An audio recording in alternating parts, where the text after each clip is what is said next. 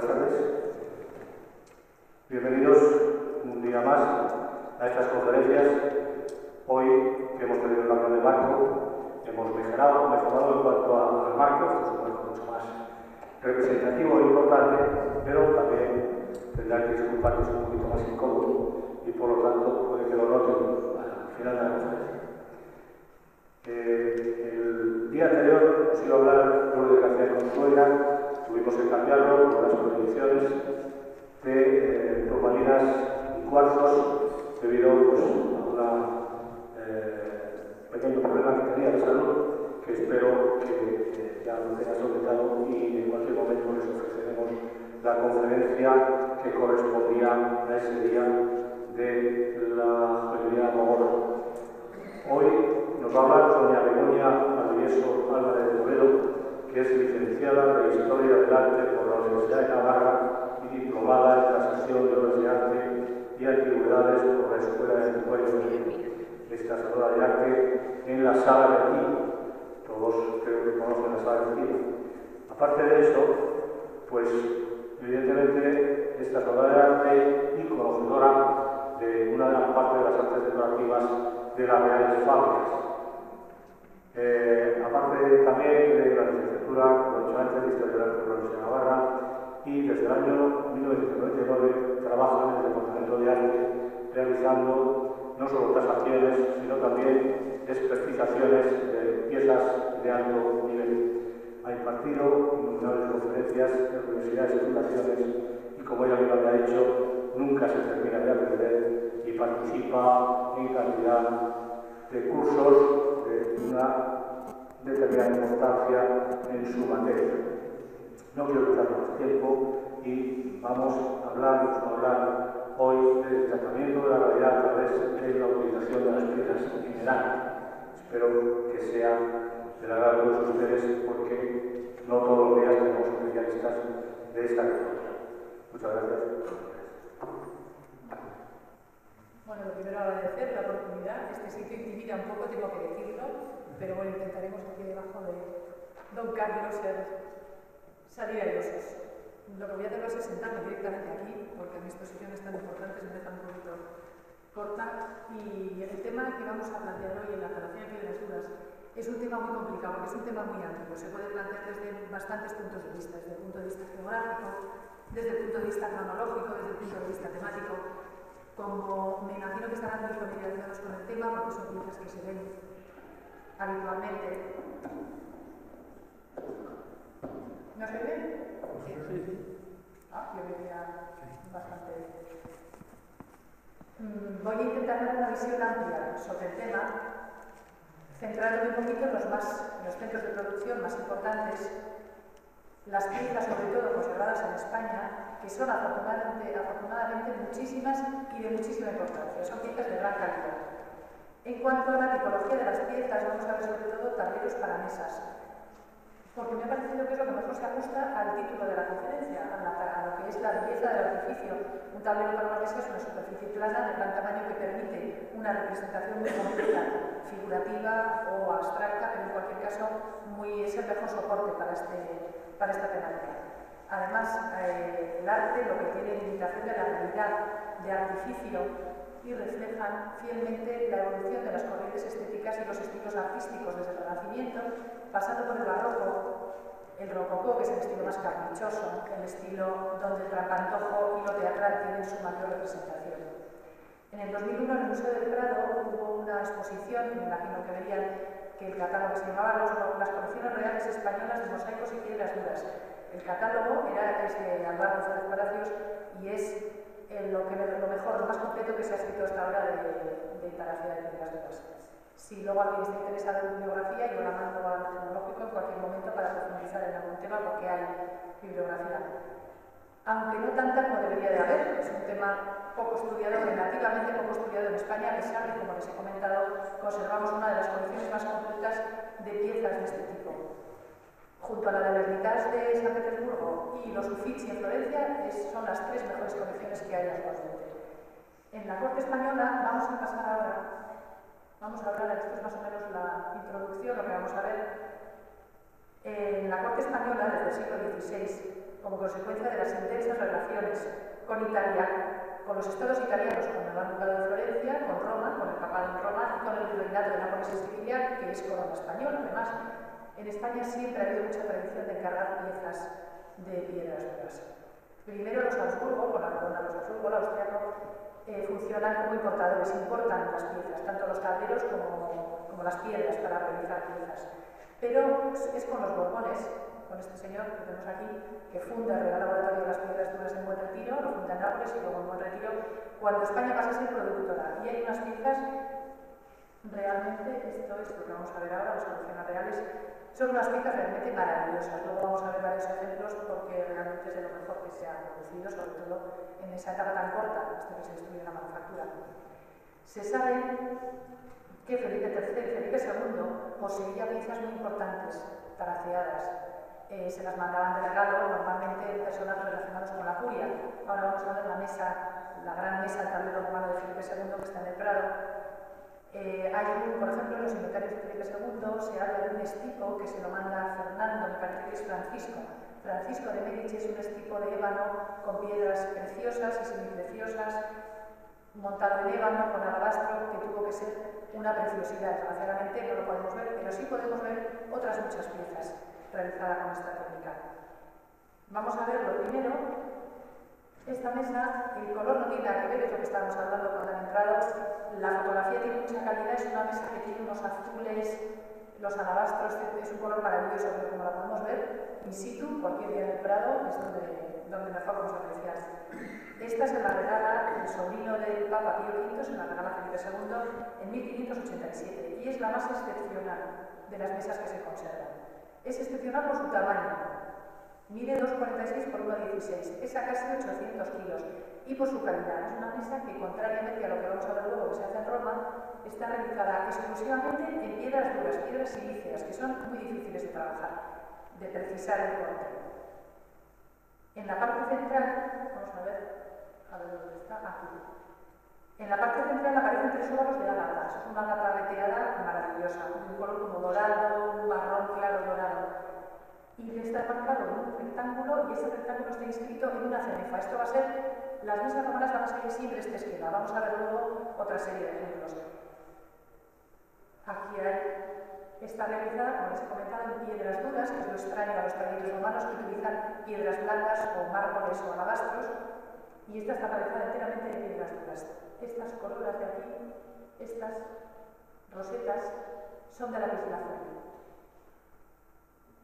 Todos los mármoles están enmarcados, todas las piezas están enmarcados por una fina línea de mármol blanco, resaltando el color sobre el fondo oscuro. El fondo oscuro suele ser de Paragón, de mármol negro. Durante el reinado de Felipe II, de Felipe III, el duque de Lerma, el marido del duque de Lerma, el marido del rey, se encarga 3 mesas. 2 de ellas se pueden ver en la colección, las que hacen un viaje a Roma a ver la reina, porque son impresionantes. Hay una de ellas, lo que pasa es que no he conseguido una buena fotografía y no se la he puesto, pero merece el viaje. Tiene una pieza central, un óvalo de este tipo, que es un alabastro marino rarísimo, y es una preciosidad. Avanzamos un poco en el tiempo y pasamos a la dinastía de los Borbones, y el personaje fundamental es Carlos III, que lo tenemos aquí presidiéndonos, que funda en Nápoles, como hemos comentado, en Nápoles y en Madrid las reales fábricas y enseguida las literaturas. Vamos a salirnos un poquito de los tableros, porque como les voy a poner solo tableros de mesas, vamos a ver otro tipo de piezas para ver qué cosas se hacen con las piedras duras. Se hacen arquetas, se hacen relicarios, se hacen retablos, se hace de todo. Este es un pequeño retablo que está realizado en el Real Laboratorio de Madrid, pero con piedras duras florentinas. Las piedras que se ven ahí, yo quiero señalar aquí, pero ya que tengo esto. Estos son piedras duras importadas de Florencia, del taller de Florencia. Son mosaicos, no son paneles de piedras duras de los siglos XVII y XVIII, y el retablo se hace en el XVIII. El pavimento de mosaico, a ver dónde está, el pavimento de mosaico sustenta 8 columnas que son de jaspe amarillo. El color de los es que no tiene nada que ver, pero ya lo verán. Están coronados por capiteles corintios que a su vez sostienen un entablamento de bronce con unos relieves de ágatas. Estos son ágatas. El fondo es un fondo de Paragón en negro, un medallón de esmalte que está realizado también en España, con la adoración de los ángeles al niño sostenido por 2 ángeles en bronce. Estas placas son placas de piedras duras florentinas. Estas son las placas duras embutidas y esta es una placa en relieve, son las dos técnicas que se hacen. Vamos a ver más las embutidas que las placas en relieve.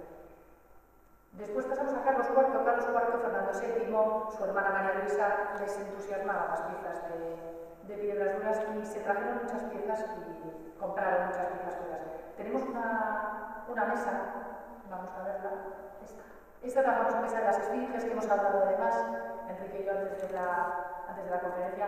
Esta es una mesa muy importante, no solamente por la mesa, sino por los acontecimientos que han tenido lugar sobre esa mesa, muy relacionados con la historia de España. Es la llamada mesa de las esfinges. El tablero romano, no tengo fotografía del detalle, pero es el típico tablero romano de piezas de mármoles de diferentes colores. Está realizado a finales del 18. El autor es Giacomo Raffaelli. Los bronces son franceses de la mejor calidad, son los mejores broncistas. Son trabajos que van muy paralelos, el broncista, el ebanista y el intagliatore, que es el que hace las piezas. Siempre tiene que trabajar en paralelo porque así salen estas maravillas de piezas. Esto se lo regalaron al rey Carlos IV. En esta mesa, por ejemplo, se firmó el Tratado de Adhesión a la Unión Europea en 1986 y se firmó la abdicación del rey don Juan Carlos en su hijo Felipe VI en el año 2014. Y les voy a poner la foto como curiosidad. El rey, la reina, el futuro rey entonces, y está firmando la abdicación. Afortunadamente, muchas de estas piezas procedentes de colecciones reales las conservamos hoy en día. Las conservamos en patrimonio, en el Palacio Real, en el Palacio Oriente y en el Museo del Prado, entre ellas las maravillosas 8 consolas que vamos a ver luego, obra del taller de Buen Retiro. También tenemos en el Museo de Ciencias Naturales, que también hay unas piezas muy interesantes, sobre todo estas son unas piezas muy curiosas, se llaman las mesas de lava, son de Carlos, se las trajo Carlos III de Nápoles, que las encargó ahí, y están realizadas con piedras de lava. Todo esto son piedras de lava. El fondo es un mármol que se llama verde antico, se lo imaginan, el verde antico. Los entrelazos, estos entrelazos de cartón dorados es un mármol también arqueológico que se llama Chiaio antico, el mármol granates roso antico, o sea, está realizado todo con diferentes mármoles. Hay también piezas muy importantes en el Museo Arqueológico, en el Museo Nacional de Artes Decorativas, en el Instituto Valencia de Don Juan. La última pieza que ha comprado el Estado español fue para el Museo de Artes Decorativas en Londres, en el año 2005. Es un importantísimo tablero romano, más o menos no de la categoría que ya teníamos en el Prado, pero es un tablero muy importante. La fecha es 1565, la que es bastante antiguo, y el Estado español pagó 750.290. Esto, como soy de sala de subastas, pues lo tengo que decir que es un tema curioso. Vamos a hablar de la técnica. El origen de la técnica se lo puse en el romano. Vamos a ver un poquito los materiales y lo que es la técnica del corte y del pegado de las piezas propiamente dicho. El empleo de la policromía lítica, o sea, el decorar con piedras de colores, se remonta a los siglos III y II a.C., pero cuando alcanza su auge es en el mundo romano, en la época de Augusto, más o menos entre el 30 a.C. y el 14 después de Cristo, que es cuando surge la técnica de la taracea o incrustación de mármoles y piedras duras que se llama opus sectile. No es el mosaico. El mosaico se hace con teselas, con piedras de pequeño tamaño. Esto es juxtaposición de mármoles, de diferentes mármoles y piedras de diferentes tamaños. Son irregulares, unos grandes, unos pequeños. Y en época romana se aplican a edificios, a la ornamentación de edificios y de pavimentos. Aquí tenemos lo que son el pavimento de mármoles, este es el Panteón de Roma, que es una maravilla, y todos los paramentos están decorados con mármoles de diferentes tonos. La tradición, aunque no con la categoría de la época romana, pervive en la Edad Media y hay una familia en Roma que se llama la familia Cosmati que va a perdurar esta técnica en el tiempo. Pero cuando realmente se empiezan a aplicar las piedras, la ornamentación de edificios al mobiliario, que es lo que estamos viendo, es en el Renacimiento. En el Renacimiento quizá los descubrimientos arqueológicos y el deseo de emular a la antigüedad clásica, de dar a conocer, convierte a Roma como el centro de irradiación de cultura clásica.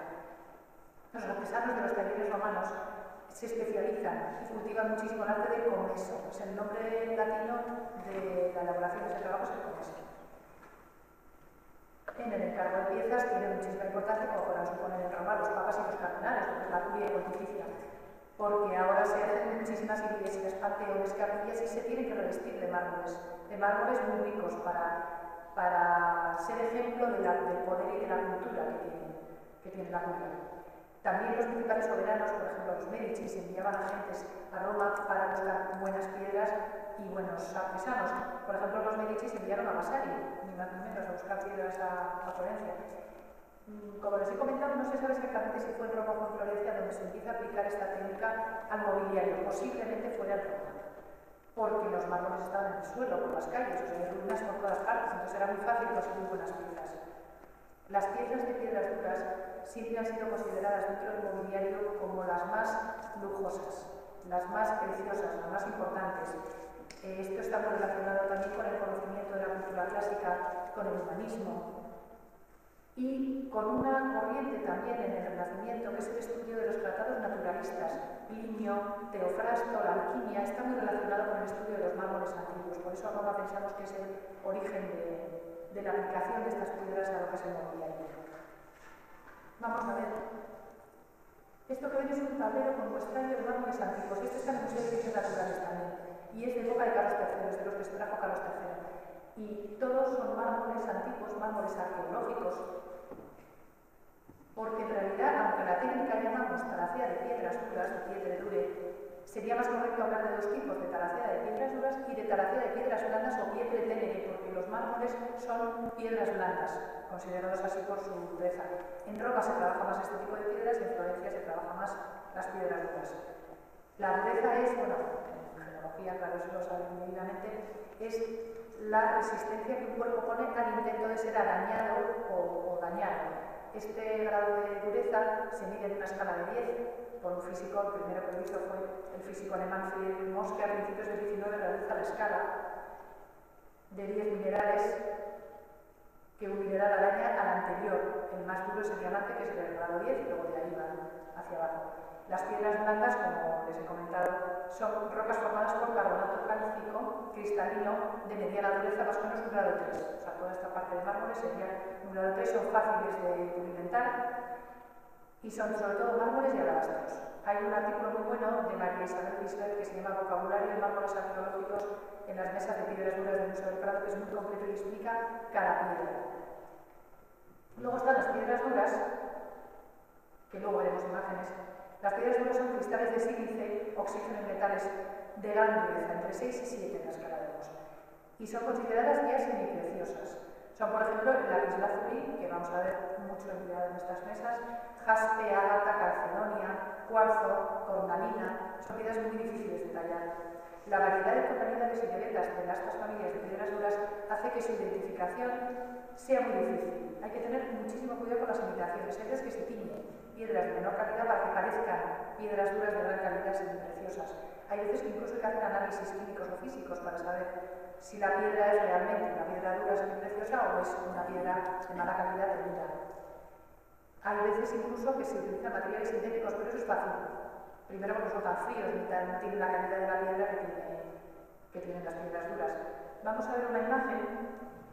Esta es una mesa del Museo del Prado, un tablero de taller romano de finales del 16, un punto posterior al que hemos visto de Felipe II. El centro, ya les digo que el color no está conseguido, pero que es una maravilla de detalle y de color. Es una pieza muy grande, un óvalo, ya he perdido aquí, una pieza muy grande, un óvalo de alabastro oriental. Aquí, en las esquinas de los ángulos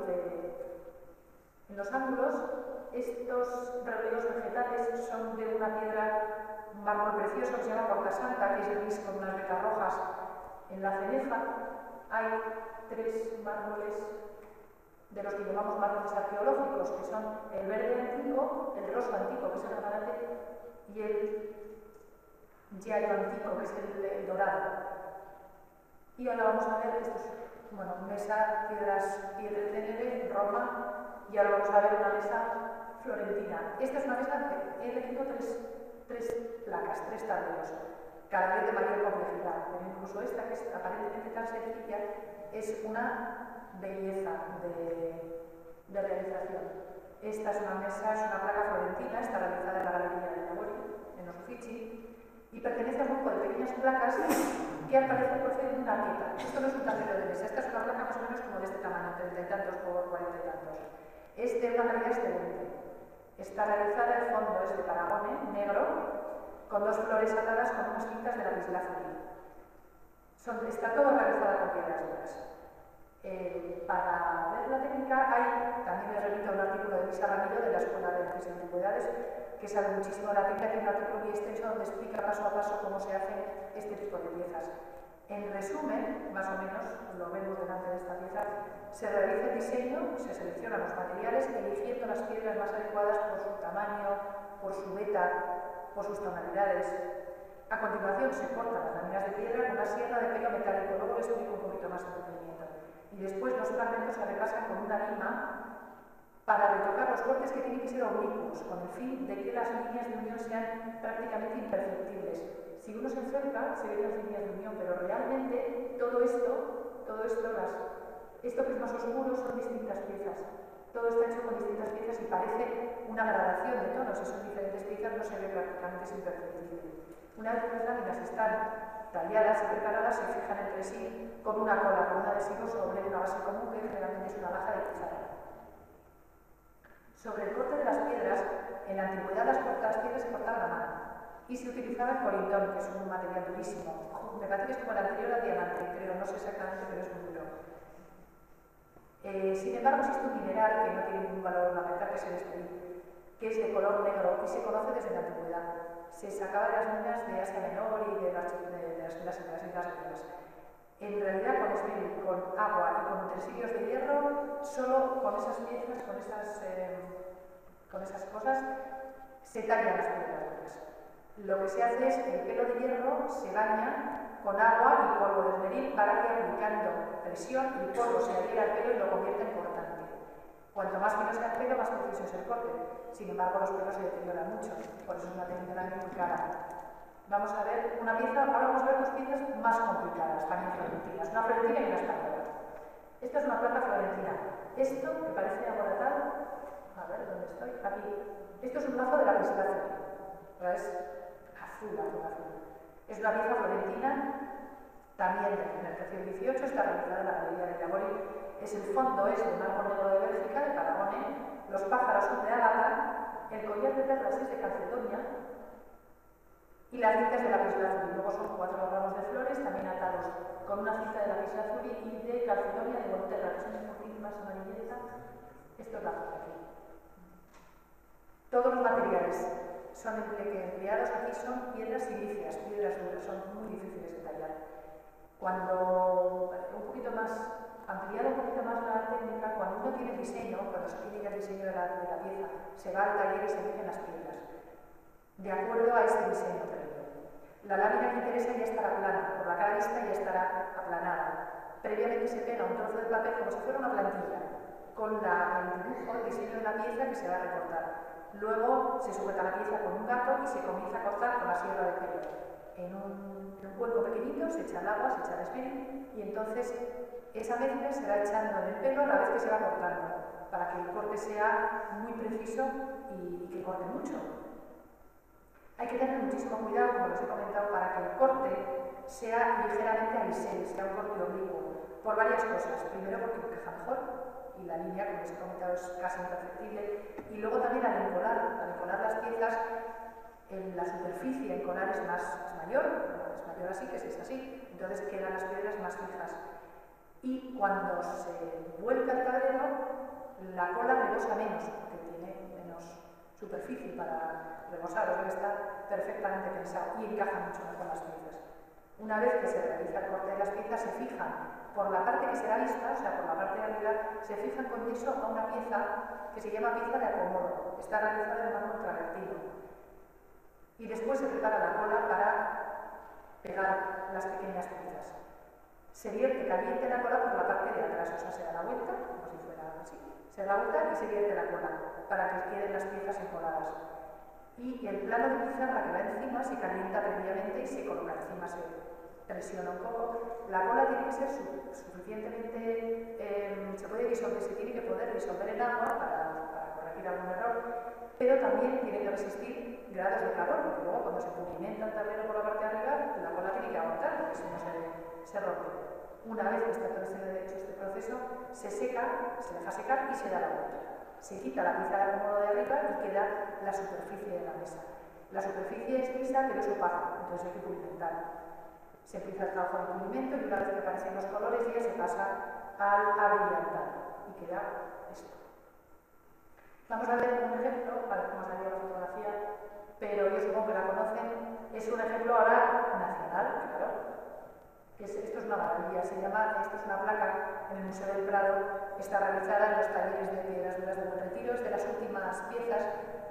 Es una pieza muy pictórica, está hecho con piedras duras, pero piedras muy preciosas, son jaspes, es una maravilla, porque todas las vetas de los mármoles simulan realmente, esto es un poquito el pretexto de la conferencia, ¿no? El artificio de la búsqueda de la belleza, de la realidad. Y es todo, o sea, se ve en realidad la calidad de la hierba, de la hiedra que hay por las rocas, de las vetas de la roca, las nubes, todo esto son piedras. El original es un cuadro de Vanitelli, que está en el Prado también, y lo que representa es la ruta de Posillipo. Posillipo era una ruta en las afueras de Nápoles donde se suponía o se decía que estaba enterrado Virgilio. Entonces era un lugar de peregrinación pues, de intelectuales, de nobles. Todo esto que hay aquí, este cortejo de personajes vestidos que son nobles. Y lo que muestra esta piedra es realmente la calidad, la categoría que alcanzaron los artífices de Buen Retiro, que yo no sé si nos damos cuenta a veces de lo que tenemos, porque uno ve esto y no tiene nada que envidiar ni a las piezas florentinas ni a las piezas romanas, por lo menos desde mi punto de vista. Vamos a ver si lo consigo, que lo vengo yo. Los principales centros de producción yo lo hago más o menos como en dos familias. Por una parte sería Italia, Roma y Florencia, y por otra parte sería lo vinculado a la corona española, aunque Nápoles era Italia en aquel momento de la corona española, con lo cual los centros son Nápoles y Madrid.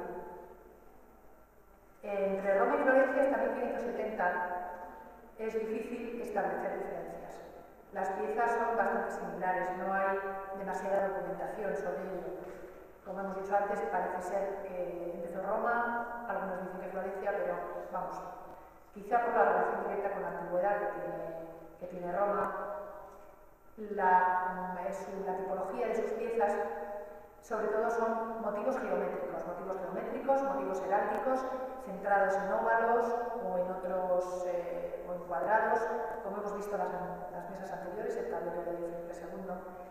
En Roma, en realidad, es una decoración más arquitectónica que pictórica. Se nota que han visto la antigüedad de primera mano, los edificios romanos, el panteón, ese tipo de decoración. Y se utiliza casi siempre, como hemos comentado, las piedras blancas, los mármoles y los alabastros. En Florencia, en cambio, se decora más con elementos vegetales, son más naturalistas, son más decorativos, más pictóricos los florentinos. Luego vamos a ver algún ejemplo más de piezas florentinas. En Roma, al parecer, los talleres, vamos a ver esta maravilla, los talleres se encontraban en el foro, alrededor en el foro Trajano. En muchos casos se utilizaban incluso mármoles arqueológicos de las propias ruinas, de ahí la terminología que siempre llevan algunos mármoles de los llamados arqueológicos, como hemos comentado antes, el giallo antico, el verde antico, el rosa antico, son mármoles arqueológicos. El más famoso de los artífices en Roma, en época de Miguel Ángel, de hecho, este señor estaba en el entorno intelectual de Miguel Ángel. Es un francés que se llama Jean Menard y le apodaron el Franciosino. También les he comentado antes que los soberanos de las cortes europeas mandaban a Roma a buscar tanto piedras como artífices. Pues Jean Menard murió en la corte de Catalina de Médicis, en Francia, donde había los más importantes pintores, decoradores, estaban en la corte de Catalina de Médicis. Hemos visto ya un tablero de Felipe II, este sería otro, más antiguo que el otro. Este se denomina tablero cuadrado. La fecha es la de 1565, es un poquito anterior al otro. Es la pieza más antigua que conservamos, de todas maneras. Este está realizado entero de mármoles y alabastros. Solamente se utilizan unas piezas de lapislázuli y de coral, que están, a ver, aquí alrededor de esta pieza central. Esta pequeña cenefa, el collarino, tiene unas incrustaciones pequeñas de lapislázuli y de coral. Son las únicas piedras vivas del tablero. En el centro es un octógono de alabastro fiorito. El fondo es verde antico, el fondo de aquí del medallón es verde antico y está rodeado por el círculo, por ese collarino que les he dicho, que es también otro mármol arqueológico, giallo antico, con incrustaciones de lapislázuli y de coral. El medallón central se inserta en un cuadrado, el anterior era un rectángulo, este es el diseño de las mesas romanas basadas en así. Se inserta en un cuadrado que tiene un fondo de otro mármol que es muy bonito, no sé si se aprecia, que se llama mármol bianco-enero antico, que es un mármol blanco y negro veteado. Y tiene unas figuras geométricas de distintos tipos de mármoles. Tiene breccia dorata, rosa antico, alabastro listato, y en la cenefa también son distintos mármoles, son todos distintos mármoles, sobre un fondo de alabastros quiróganos en lapislázuli, que es lo único, a ver si lo veo aquí en mi pantalla, si se ve mejor. Estos óvalos pequeñitos es lapislázuli. Es lapislázuli. Y estos óvalos de las esquinas, estas cartelas, cartuchos, esta decoración tan renacentista, esto es un alabastro que se llama alabastro tartarúa, que tiene muchísima vida.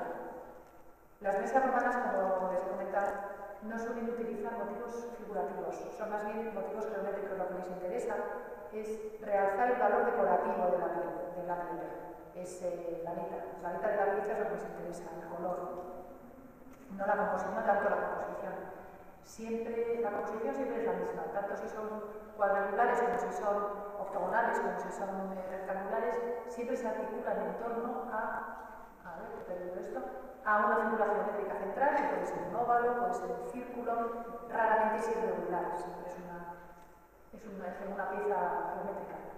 Se inserta en un cuadrado o en un rectángulo, en este caso sería el cuadrado, y a su vez se inserta en una cenefa, siempre recorrida por una decoración muy simétrica, es una decoración muy renacentista, con distintas formas de mármoles. Las piezas siempre, como hemos visto creo en la de Felipe II, siempre están rodeadas por una fina línea de mármol blanco. Entonces resalta muchísimo el color de la pieza, la recorta sobre el fondo. Los fondos suelen ser oscuros, siempre van a resaltar más las piezas. Vamos a ver otra pieza. Esta la vamos a ver en Rodrigo Calderón, que es un personaje fascinante. Está realizada en 1600, esta mesa, es un poquito posterior. Este personaje era muy ambicioso, se quiso hacer pasar por el hijo del duque de Alba, pero claro, nadie creyó. Pero el caso es que consigue hacerse marido del duque de Lerma, estamos en el reinado de Felipe III, y reunió una inmensa colección de piezas, de tesoros, tenía una colección de arte impresionante. Lo que pasa es que, claro, el tesoro muy alto también cae mucho, y cuando muere Felipe III, asciende con el de Olivares, ya como es el duque de Lerma, y entonces cae en desgracia. Cae en desgracia y acaba a justicia, entre los con un montón de cargos contra él. Uno de los cargos, precisamente, es haberse apropiado indebidamente de esta mesa. O sea, se la apropió y no la pagó, y entonces, pues es uno de los cargos que le llevan al patrimonio. Cuando ejecutan, como se hacía siempre, los bienes, se hacía en España, vamos, en la época, salen a la venta. O sea, la testamentaría, el inventario salen a la venta. Pues esta pieza, Felipe IV no autoriza que se venda. Pasa a ingresar directamente en los colecciones reales. Y se puede entrar. La mesa tiene... El diseño es el mismo, pero vamos a ver, no sé si lo veis desde ahí, porque yo creo que aquí no puedo ver. ¿No se ve mucho? Es que con este programa no se puede ver detalles. Luego, si tenemos tiempo y consigo ver las fotografías sueltas, ya puedo ampliar, pero con este programa no puedo ampliar. Es que realmente merece la pena. Vamos a ver si luego, echando a 20, podemos ver las fotos sueltas que tengo en otro sitio, lo podemos ver. El centro es un óvalo, el motivo central, como la otra es un óvalo. Esto es alabastro del que se llama tartarúa, que tiene una letra marcadísima. Está rodeado por una cenefa que tiene un fondo de paragón en mármol negro, también, el collarino pequeño, y en el resto del rectángulo se disponen simétricamente corazas, cañones y otras armas. Es una mesa de un contenido bélico total. Y es la única mesa, prácticamente de las pocas mesas realizadas en Roma, que tiene no solamente motivos figurativos, sino incluso figuras humanas. Aquí, que es una pena que no se pueda ver, aquí hay una pareja de turcos y aquí hay otra pareja de turcos, que están con las manos atadas hacia atrás, y esto en medio es una coraza. Están aquí. Y está todo realizado con mármoles, todo realizado con mármoles. Es como un muestrario de mármoles. Tiene alabastros a tartaruga, como hemos visto, cotonino para las piernas, brazos y caras de los trucos. Es un mármol que tiene tonalidades casi como de carnaciones, es muy pictórico. Luego tiene lo que hemos visto ya, el giallo antico, el rosso antico, el verde antico tiene el semisanto, que es un mármol que tiene unos trozos blancos que parecen como tiza, es un mármol también que tiene mucho relieve, que yo creo que debe ser de los cañones, estos son cañones. Y brocatero, la única piedra dura también utilizada aquí es el lapislázuli. Lo voy a ver aquí, esto es lapislázuli, estos medallones también son lapislázuli, es una declaración simétrica, uno lo parte por la mitad y es igual a la mesa por la derecha pero de la izquierda. Y realmente estas figuras son como de ver, intentaremos luego poner el detalle. Vamos a ver Florencia, una vez visto Roma, vamos a pasar a Florencia. En Florencia, Ferdinando I de Medici, el hijo de Cosme, funda el oficio de pietre dure. Esto ya es como el primer laboratorio exclusivamente para piedras duras, en 1588, pero ya en Florencia, desde tiempos de Cosme I, que es un fundador de Toledo, española por cierto, se trabaja muchísimo en los ofici con piedras duras, pero no para más que para muebles, para edificios, para ornamentar las capillas y los panteones de los nobles florentinos. En esta época Florencia riquísimo, entonces puede permitirse el lujo de hacer este tipo de piezas. Lo característico de las obras florentinas, hemos visto, es completamente diferente en este momento una obra florentina, una pieza florentina, una romana. Este es el esquema de las mesas romanas y este es el esquema de las piezas que se realizan en Florencia. Primero es el material, que hemos visto que en Roma se emplean más las piedras blandas o piedra de tenere, y en cambio en Florencia se utilizan más materiales preciosos y semipreciosos. Sus composiciones son muy pictóricas, son mucho más pictóricas que las romanas. Introduce siempre elementos figurativos, introduce flores, lazos de flores, aves, insectos, y muchas de ellas, la mayoría, sobre todo durante el siglo XVII, tienen el fondo negro de Paragone, que lo hemos visto en las otras, que contrasta con las piedras duras. En este caso es un ave, es un pajarito que está realizado en ágata, que está picando una guinda. Esto todos son colores rojos, azules, verdes, veteados, de todo tipo de colorido. Durante el siglo XVII, en Florencia, tiene muchísima actividad. Florencia prácticamente es la ciudad que exporta más piezas de piedras duras. Realizan mesas, realizan escritorios, realizan retablos, realizan relicarios, arquetas, todo tipo de piezas. Siempre con este fondo negro muy característico. Sin embargo, en el 18, en lugar de estos fondos negros, empiezan a buscar piedras de otros colores. Introducen, por ejemplo, corales, introducen ópalos, que también dan muchísima calidad, muy pictóricas a las piezas. Se abandonan estos fondos oscuros y los fondos se hacen de otras piezas, por ejemplo la calcedonia, que es muy blanca, o la lapislázuli, que tiene muchísimo brillo. Hay una mesa, no tengo fotografía, porque la fotografía que encontré daba muy poca calidad y no me pareció bien traerla. Es una mesa que hay en el Palacio Real, no sé si la han visto, es como un fondo marino, está realizada entera en lapislázuli, tiene conchas, caracoles, trozos de coral, tiene perlas, es una maravilla. Luego, en una de las consolas del Museo del Prado que vamos a ver, las cenefas, están hechas en buen retiro, pero con influencia toscana. Las cenefas son así. Pues si eso se lo imaginan en un tablero, es una maravilla. Este es el bufete de Nuncio Máximo. También es, vamos, de las piedras florentinas, también se conservan en el Prado. La mesa de Patrimonio Nacional que les he comentado está fechada en 1801-1806, ya entramos ya finales del 18, principios del 19, y se fue propiedad de la reina de Turia, la hermana de Felipe de Fernando VII, que se la dejó en herencia a su hermano, por eso está en las colecciones reales.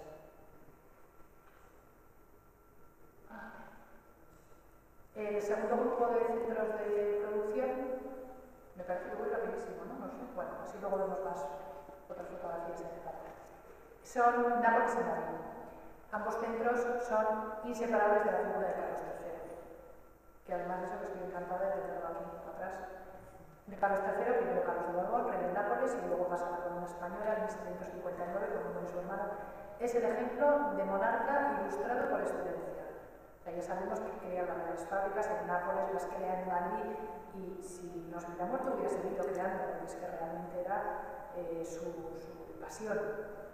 En Nápoles El Real Laboratorio de Le Pietre Dure lo crea en 1737 y siguió funcionando hasta bastante avanzado. Yo creo que casi hasta Italia, hasta la unificación prácticamente italiana. Lo que pasa es que no con la actividad que tenía, muchísimo menos. El principal artífice de esta manufactura es un florentino, porque lo que trajo Carlos III fue operarios florentinos para este laboratorio y para el Italia también. Era el principal intagliatore, como se llaman en Florencia los tallistas de piedras duras, son intagliatores. Es Francesco Ghinghi, que decide trasladarse a Nápoles porque en aquella época, aunque Florencia sigue siendo un centro muy activo, estos artesanos siempre buscan algo nuevo, un mecenas nuevo, un sitio nuevo donde desarrollar su arte. Entonces, Ghinghi se traslada a Nápoles, llamado por Carlos III, para montar el Real Laboratorio de Pietre. Este artífice dirige el laboratorio hasta su muerte y se rodea de baristas y de broncistas de primer nivel.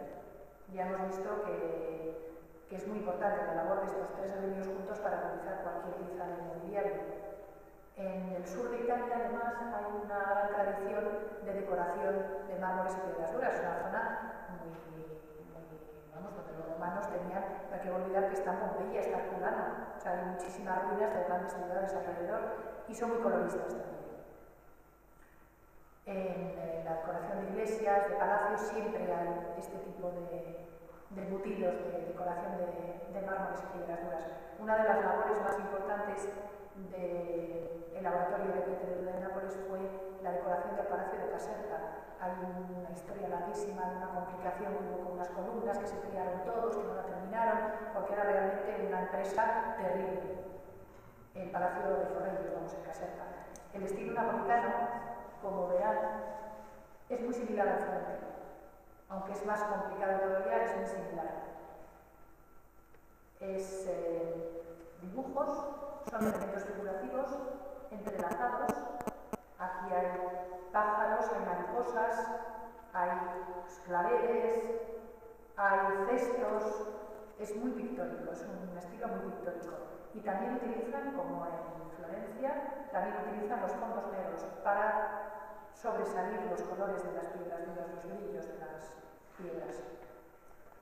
En este caso son unas piezas que se conservan en el Museo del Prado, que son napolitanas y están realizados en Nápoles. Carlos III se las trajo, se vino y se trajo las mesas. Están realizadas por el director de la manufactura, además el diseño y la elaboración son suyas, son de Francesco Ghinghi. Están en el Prado, como se comentaba. Son dos parejas de mesas, muy similares, no exactamente. La fecha es más o menos pues, como a mediados del siglo XVIII, del año 49, 50, una cosa así. El tablero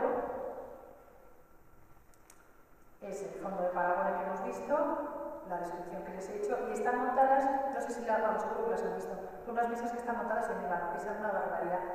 Tienen todas ese filete de lapislázuli, esa franja de lapislázuli que enmarca la composición, después están montadas en bronce y luego sobre la mesa es de ébano. Los pies de las mesas son muy barrocos, son como unas patas curvas, como unas pezuñas, son muy barrocos. Es lo que tiene un poco la manufactura napolitana, que todavía perviven elementos barrocos. Hasta fecha que ya estamos en el rococó, pero todavía siguen elaborando piezas más bien dentro del gusto barroco. Estas mesas se llaman las mesas de las estaciones. En las patas, estas patas de ébano tan gruesas, tienen en las cinturas de las patas, tienen bustos femeninos que son alegorías de las estaciones, por eso se llaman alegorías. Son dos parejas muy similares. Los bronces son de un broncista, Giovanni Morven, que también estaba contratado en la Real Fábrica de Nápoles, que también era un broncista importantísimo. Esta sería una pieza napolitana. Vamos a pasar ahora a Madrid. Esta es una pieza que es una maravilla, no sé si se aprecia también, pero esta es una pieza, también está en el Prado, se puede ver, se llama La Vista de Bermeo, está basada en un cuadro, este es de la última época de la manufactura, prácticamente hacia el año 90 y algo debe de ser esta pieza. Está realizada sobre un cuadro de Luis Paret era pintor de cámara, y realiza una serie de vistas del Cantábrico, de puertos del Cantábrico. Este es Bermeo, en concreto. El cuadro está en la colección... La vista de Bermeo está en la colección Valencia, el original, el lienzo. Se ve perfectamente la calidad pictórica Me remito otra vez al título de la conferencia, el artificio, el artificio de la belleza. En la piedra, las calidades de la piedra, a ver si me localizo, se ve perfectamente si uno se acerca buscando piedras que simulen la espuma de las olas, las vetas de las rocas, los pliegues de los trajes de los pescadores, de las pescadoras, las casas escalonadas. Esto, por ejemplo, aquí se ve es completamente de roca, claro, simula perfectamente la roca, la silueta de la iglesia, las nubes. Está realizado enteramente con piedras semipreciosas, esónice, calcedonia, serpentina y otros materiales muy difíciles de tallar. En este caso es una de las obras cumbre de la manufactura, por eso me he querido poner aquí para empezar el capítulo un poco de lo que es dedicado a Buen Retiro, propiamente a Buen Retiro. En 1759, como hemos comentado, Carlos de Borbón deja Nápoles para incorporarse al trono de España. En realidad no le correspondía, pero su hermano muere y entonces él se hace cargo del trono, con el nombre de Carlos III. Se lleva consigo, curiosamente, Carlos III, cuando se va de Nápoles, destruye la fábrica de Capodimonte, que él había fundado la fábrica de Capodimonte y el Real Laboratorio de Pintura. Destruye la fábrica de Capodimonte y se trae a los operarios. En cambio, el Real Laboratorio lo deja funcionando, no sabemos muy bien, vamos, desde luego no encuentro la razón, pero el caso es que para crear las reales fábricas en España utilizan su experiencia anterior. Son las fábricas de Buen Retiro, la de porcelana y la de piedras duras, que estaban en el mismo sitio, eso ya saben perfectamente, en Buen Retiro arriba, cerca de la Rosaleda, donde está la noria, que ya no queda nada más que un resto de noria, al lado de los frutales, un poco más arriba del observatorio, es donde estaban las fábricas. Carlos III no se trae a sus operarios del laboratorio, se trae a operarios de Florencia, otra vez de la galería de Ilaborio. Los más importantes, los directores de la fábrica, los que la montan, son Domenico Stecchi y Francesco Pochetti. Son los mejores artesanos de piedras duras del momento, o sea, no es que se trae a lo mejor. El proyecto es muy ambicioso. El broncista, que hemos visto que su trabajo está muy unido al de los Italiatori, es Ferroni, es Giuseppe Ferroni, no tengo el nombre. Las fábricas de piedras duras desarrollan una grandísima actividad, porque no tenemos que olvidar que Carlos III tiene que amueblar y decorar todos los reales sitios. El Palacio Real, para empezar, no tiene Palacio Real, se incendia el Alcázar, se empieza en el Palacio Real, son 25 años lo que tarda en hacerse el palacio y está prácticamente vacío, hay mucho trabajo. Las fábricas de porcelana y de piedras duras de Retiro funcionaron hasta 1808, en el que las tropas de Napoleón lo bombardean y se arrasan las fábricas. Eso, en el fondo, también, además de que porque era una guerra, es un motivo económico, porque estos laboratorios de porcelanas y de piedras duras es un tema económico para un país, daban mucho dinero esa manufactura, y los franceses también tenían órdenes de destruir aquello que produjeran en el país, entonces pues se cargan las fábricas. La fábrica se crea en 1762, primero se decide fundar en 1762. Al año siguiente se empiezan a comprar los materiales y los directores se van a distintos sitios de Europa para encontrar las piedras, los materiales. En el año 67 llegan las primeras... Esto hay bastante, aunque se ha perdido mucha documentación, hay bastante todavía que nos permita conocer un poquito la historia de la manufactura. Entonces, en el año 67, como hemos visto, llegan las primeras 19 cajas llenas de piedras duras de Florencia. Casi todos los materiales se importan, aunque también se viajó, que también constan todas las historias de los viajes, cómo viajan sobre todo por Andalucía, o sea, por Sevilla, por Córdoba, por Granada, también por Cataluña, para buscar canteres de mármoles, pero casi siempre se trabaja con piedras importadas. El esmeril se traía de Lyon y la labaña o pizarra de Génova. La importancia que tienen estos trabajos para Carlos III lo demuestra el hecho de que él mismo supervisaba los trabajos. Él mismo iba a las fábricas y supervisaba cómo estaban hechos, descartaba piezas que no le interesaban. O sea, es muy interesante el tema. Vamos a ver, nos despedimos ya del tablero de pared, y vamos a ver ahora el conjunto más importante que está en el Museo del Prado. Además, antes hemos comentado que se ve cuando uno va a ver la familia de Carlos IV y todo esto, ahí están las consolas. Vamos a ver. Son 9 las que conocemos, 8 están en el Prado y una está en Lisboa, en el Palacio de Ayuda. Es pareja de una de las que están en el Prado. Son Conservamos además una cosa curiosísima que se han aprendido relativamente poco, luego les explicaré que son los cartones preparatorios, no son cartones, son lienzos preparatorios para estas mesas, que son de un pintor francés que se llama Charles-Joseph Frippart, que es pintor de cámara de Fernando VI, creo que es. Esta es un modelo, las consolas son todas, tipológicamente son todas iguales, son de perfil curvo por delante, mixtilíneo y recto por detrás, son consolas de apoyo, están montadas en bronce, las patas son curvas, las pinturas son de lapislázuli o de jaspe verde, en otros casos. En los codos, en las pinturas de las patas curvas, tienen unas cabezas femeninas o esfinges. Y en algunas de todas tienen esta cartera central. Las que están hechas en época de Carlos III tienen las iniciales del rey. Esta es el armazón, como si dijéramos, esta es el montaje, a ver que he perdido el ratón, aquí, de una de las últimas que se construyeron, ya Carlos III había muerto, entonces ya no tiene las iniciales, tiene el león y la torre de Castilla y León. Esta es de 1790 y algo esta consola que estamos viendo, pero todas tipológicamente son iguales. Estas consolas son piezas absolutamente magníficas. Si uno las ve es que no tienen, pero tiene una calidad tremenda. El único objetivo de estas piezas es, como les he comentado, ornamentar los grandes sitios. Para los estudiosos son los objetos casi como los más sofisticados que salen de una fábrica en su época, en los talleres europeos. La temática común de estas mesas es la búsqueda de la belleza, la representación de la belleza a través de las bellas artes. A mí no es por nada, pero me parece una preciosidad. Vamos a ver un detalle de uno de los trampantojos de las mesas. Begoña, 5 minutos. ¿5 minutos? Madre mía, pues las tenemos que ver todas, ¿eh? Pues se las enseño porque es mucho mejor verlos. Sí. Entonces, el detalle es eso, la búsqueda de la belleza. Son trampantojos y son paisajes. Vamos a ver las parejas de las mesas y los cartones. El encargo de las piezas abarca muchos años en la manufactura.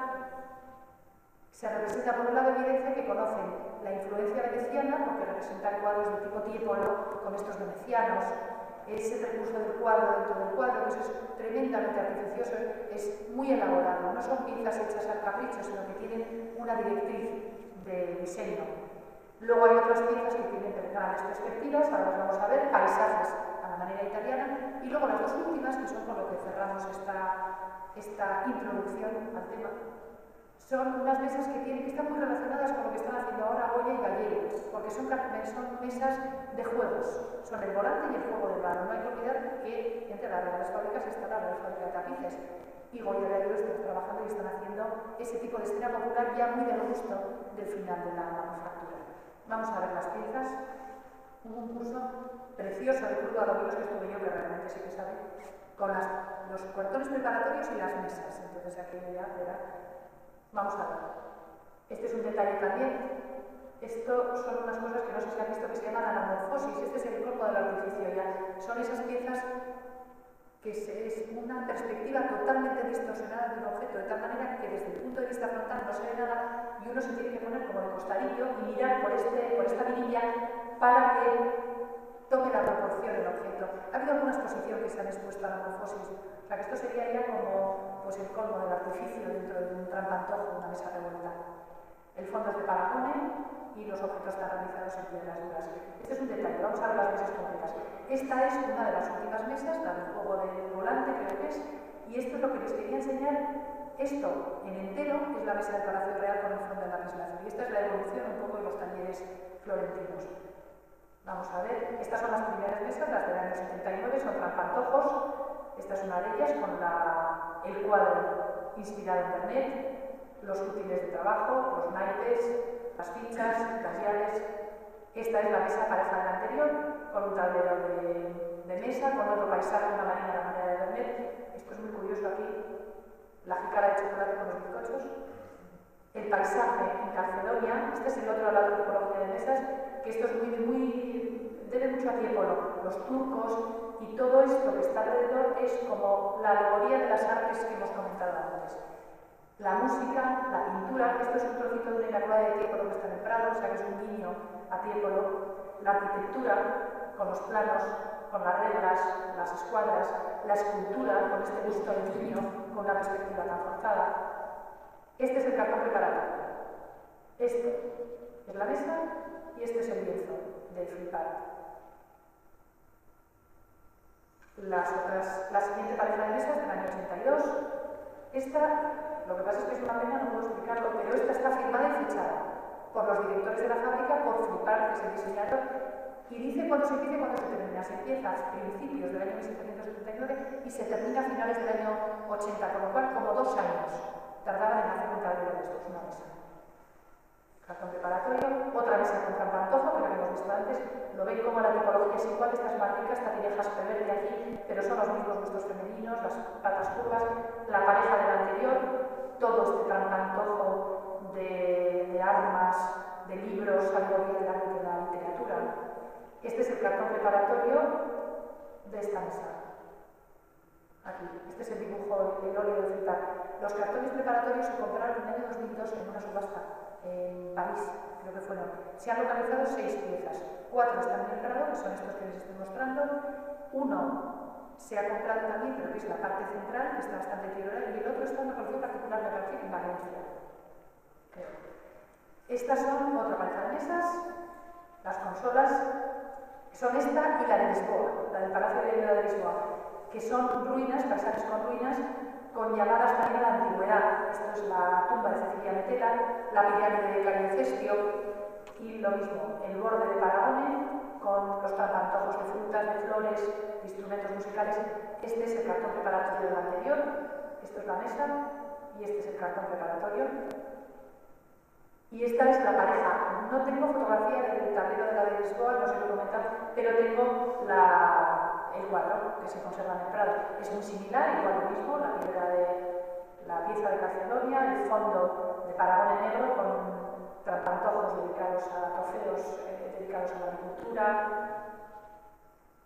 Y estas son las 2 últimas mesas. Las 2 últimas mesas, ya es el colmo del artificio, son de lo último que se realizó. Y ya vemos cómo ha cambiado totalmente el gusto. Esto ya es el final del rococó. El centro también son esas grandes piezas de Calcedonia. Son juegos populares. Este es el juego del balón y el juego del volante. Aunque no se puede olvidar la referencia a la arquitectura clásica. Aquí tenemos la leona del Capitolio, la pirámide de Cayo Cestio. Y estos juegos están muy inspirados en Valle. Estas piezas ya no tienen esa pequeña cenefita de lapislázuli, sino que son ya grandes, simulan esta canción de esta película amarilla, simulan ya son rocallas muy asimétricas. Y las cenefas ya no son negras, sino que son de colores claros. En este caso sería lapislázuli, simula como el fondo marino. Ya utilizan corales, simulan perlas, frutas. Aquí tienen la del juego del balón y esta sería la del juego del volante. Y con esto ya terminamos, por lo menos hemos podido ver todas las piezas. ¿Qué es lo que realmente es la obra?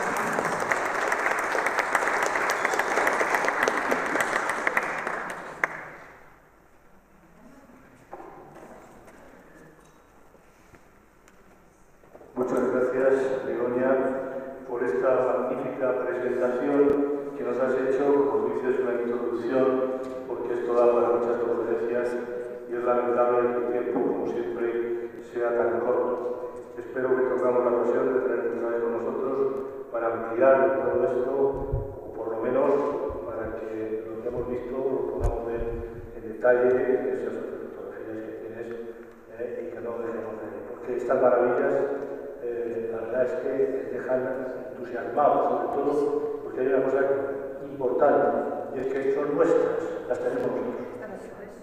Y entonces eso es todavía mucho mejor. Es un patrimonio que está, en fin, a nuestra disposición, además, en el Museo del Prado, y que en cualquier momento pueden verlo. Pues muchas gracias, ha sido un placer tenerte aquí. Yo creo que ese tímido aplauso hay que multiplicarle un poco, que ha merecido la pena.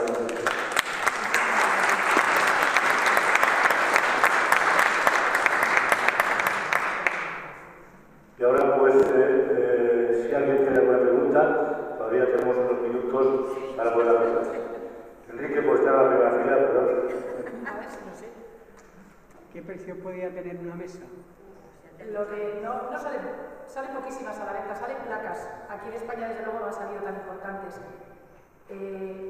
La única venta, la venta más importante que he encontrado ha sido la de este tablero romano que lo compraron para las cosas decorativas y fueron 750.000 euros. O sea, el precio es astronómico porque realmente las piezas pequeñas pues son más asequibles, las placas pequeñas, pero una buena placa romana o una pieza de estas de buen retiro es que prácticamente no tiene precio. Hay muchas hechas en escayola. Escayola están hechas imitando las piedras duras y también tienen muchísimo precio, se venden carísimas, cuando es una buena pieza de escayola. Vosotros en la sala de tiros habéis sacado a subasta un tablero de piedras duras. Hemos sacado, sí, pero no del 18. Hemos sacado piezas del 19 o un poquito más tarde, sí, de piedras duras, sí. Pues sacamos una pareja de mesas muy bonitas italianas, que eran todo mármoles distintos, como si fuera un muestrario. Son piezas muy decorativas, además, son terriblemente decorativas. No existe por parte, ya complementando un poquito la pregunta de Enrique, por parte del Estado una protección ante la posible venta de estas piezas que puedan salir al exterior. Cuando salen piezas relacionadas con patrimonio, cuando son piezas de colecciones reales, siempre se intentan comprar, como en el caso de los cartones. Los cartones no sé exactamente lo que se pagó porque no he encontrado el dato en el BOE, pero se han comprado hace poco, me parece que la compra ha sido el año 2002. 2002 se han comprado los 4 cartones de Flipar, con lo cual siempre que salga una pieza la verdad es que está a intentar recuperarla. Y yo creo que con la ley de patrimonio, como hay que pedir siempre los permisos, si yo creo que alguien quiere sacar a la venta del extranjero alguna pieza no lo deja. Vamos a ir a una buena junta de calificación y realmente, y siempre que salen piezas importantes, pues se intentan comprar. Lo que pasa es que la pena es que el Estado español pues, no tiene el presupuesto que puede tener. Por ejemplo, me parece que la mesa del Cardenal Farnese, que no es española, vamos, que es italiana, del Metropolitan, pues es que claro, eso es incomparable, vamos, no hay dinero que pueda. Pero siempre se intenta recuperar las piezas importantes para nuestro patrimonio, se intenta recuperar. Y aparte de estas, hemos aquí del Museo de Nacional, hay algunas más que se sepa que están en colecciones particulares, pero que sean españolas. Sí, pero no muchas, casi todas son de colecciones reales. Sí hay piezas en colecciones particulares y colecciones muy antiguas. Yo quiero saber qué es el paragone. Es un mármol negro. Es la piedra que el mármol negro es mármol negro de Bélgica, se llama esparagone. Es el fondo de todo, es lo que se entiende. Es ese mármol negro que debajo de los pajaritos, todo eso, eso es paragone. Ese mármol se rebaja para poder poner las piezas, ¿no? Es que en realidad el fondo se recorta también. O sea, se hace el dibujo. Pero es que es parte del... O sea, la pizarra va por debajo. La piedra se funde porque sí se rebaja el mármol, pero en realidad se tallan las piezas de mármol también. O sea, se entera toda la marquetería, entera toda la operación. No es un fondo como tal, no es entendido un fondo como tal. Es distinta un poco la técnica de las piedras duras de los mármoles, que son todo trozos colocados sobre sus fondos.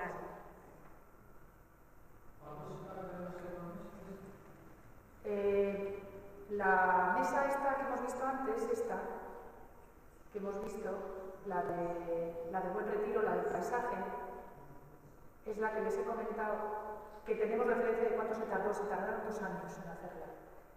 Yo no sé cuánto se puede tardar, supongo que muchísimo tiempo dependiendo de lo que se tenga de piezas disponibles. Si hay que buscar una pieza en particular, se tarda mucho porque estas mesas que son tan exquisitas, en realidad se busca la pieza que va exactamente la beta que se quiera, lo que se quiera representar. Entonces, las piezas se tienen que tallar, se pierden mucho.